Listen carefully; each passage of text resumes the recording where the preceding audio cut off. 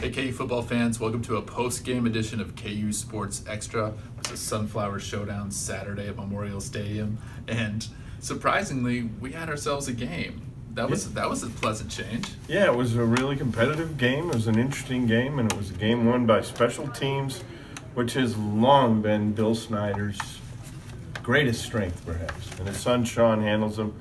Maybe Sean should be K-State's next football coach. And special teams are now a recurring issue for this KU football team because it's the third straight week that they've given up a special teams touchdown. Right. That's another streak here, another negative streak for Kansas football, and that's one you don't see very often. 3 straight weeks giving up a touchdown on special teams. Yeah, and those type of breakdowns that they had on special teams, I mean, there was one play in the fourth quarter where Steven Sims was just making a fair catch on a punt, and they somehow had a penalty on that play. Yeah. And it backs you up. I mean, Cole Moose he struggled a little bit today, especially late. He had a punt, went straight out of bounds, set K-State up to take over at the KU 45-yard line. Just so many different things on special teams. And then even a special teams decision to punt. I mean, that's a head coach decision, but to punt on 4th and 3 from the 41, the K-State 41. It really kind of undermined a good day by the offense. Carter Stanley gets his first start since last year at K-State. The regular season finale was the last time that he started a football game, and he showed back then that he could maybe make this team a little bit competitive, and he showed it again today. And people are going to be wondering, why didn't he start the entire season? Well, I'll tell you why. Because Beatty was not admitting it because he wanted the other team preparing for both quarterbacks, but he had a hand injury that prevented him from passing for, a good 4 weeks into the season? Whatever game you first saw him pass in was the first time that his hand was healed to the extent he could pass. So that answers that question. Why didn't he get the chance sooner? That's a legitimate question. But he couldn't do it right from the start of the season. Yeah, and he ends up throwing for 418 yards and a touchdown. A lot of that came from Steven Sims. Like 233 yards. He was amazing. And, he's been banged up, and they don't share injuries, which you understand why. You don't want the other team targeting the specific injury.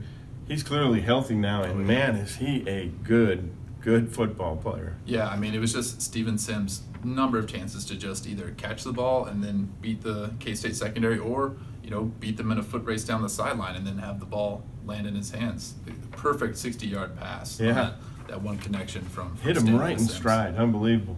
And the other one was just a little screen pass that he turned into a huge gainer. So a terrific day for Steven Sims. A really good day for Carter Stanley, who, this is not a great offensive line, so to have a quarterback that can extend plays on his own with his feet, the way Todd Reesing used to, is huge. Yeah, and we also saw the team MVP return this week after 2 straight injury-related misses for Mesa Riberty. He was back, and what do you know? The offense actually picks up some yards. Yeah, amazing how valuable it is. He should probably get the Heisman when you compare what they're like with him and without him, but I don't think he will. And on the injury front, Dorrance Armstrong limped badly off the field in the first half. Don't know what the specific injury was, but obviously that would be a huge loss if he's out for a significant time. Did not return to the game. And no update from Beatty afterward on the extent of that Dorrance Armstrong injury.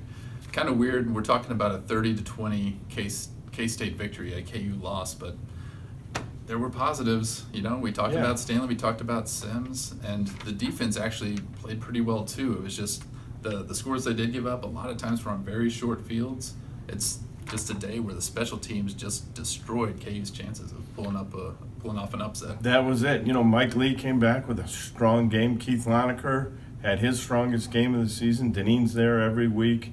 It was a good effort from the defense and from the offense certainly as well. Didn't get a great running game, but they didn't need it because a good game plan to exploit that weak secondary for Kansas State, and they went after it, and he did the same that last week that Oklahoma did against it, basically. It's not a victory, but it is something that KU can build off of, you would think, with Baylor coming in here next week, and that's long been your best chance for a Big 12 victory this season. And now they do have to build on it. Can you sustain it? If you can sustain it, it's progress.